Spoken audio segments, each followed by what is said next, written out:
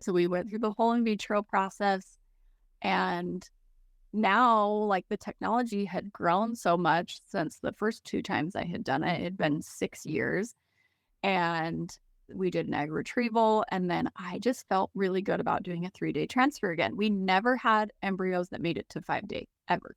They always died. We never had any embryos to freeze. We always had to do a new cycle every time. And so I just was like, if we have two good solid embryos, I would rather have you transfer it 3 days. It's always worked. Like, we've never not had it work. I would rather have them back inside me in the best possible place than waiting till 5 days and then have them all die. And then what? We just are back to square one. Like, no. And so I was grateful the doctor listened to me. They're like, we really don't do 3-day transfers anymore. And I just was really adamant. We did a 3-day transfer. So we transferred two, again, perfect embryos. And then so I found out that I was pregnant. My hormone levels looked good. They looked like high, but not like crazy high. But my hormone levels always looked good. And I was driving and I got in a car accident. I was rear-ended from behind, like hard.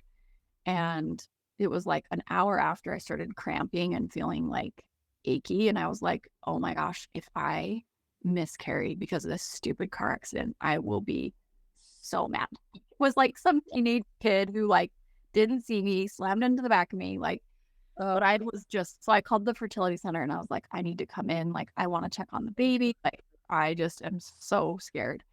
And so we went in and there was just the tiniest little heartbeat. It was like this itty bitty sac with just like an itty bitty tiny little heartbeat. But then next to it was this big, huge black bleed.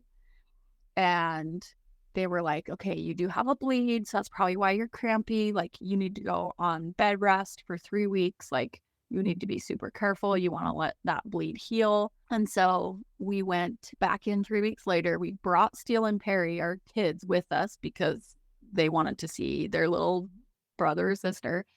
And so we were in the ultrasound room and they zoom in and there's like this tiny little heartbeat. And then next to it, you can see the bleed. It's just like a dark bleed. And she's like zooming into the bleed. And she was like, I looked at the screen and it was like, and I said, is that another heartbeat? And she was like, that's another heartbeat.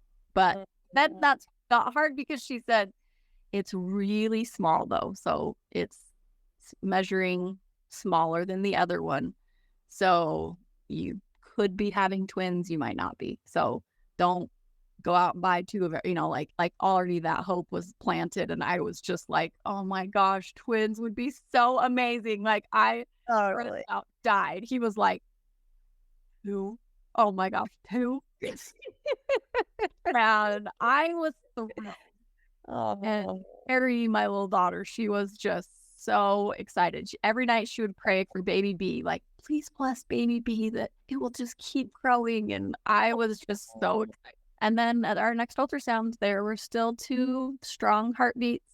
And yeah, I had a twin pregnancy that was really, really hard. I think that's where, like, if I would have known I was having twins, I probably would have let my body recover for longer because I had 3 babies within 18 months. It was just a lot. So, yeah, I have my little twins now. They're 6. It's the cutest ever. I love them so much. And it was the best thing. It's like the best scenario because we have Steele and Perry that are older, those two, and then Lennon and Evie, which are my little twin girls. They have each other and they just play together all day long. You know how it is. It's the cutest thing ever seeing them have just a little built-in best friend. Oh, the best. Kindergarten, and I just love it.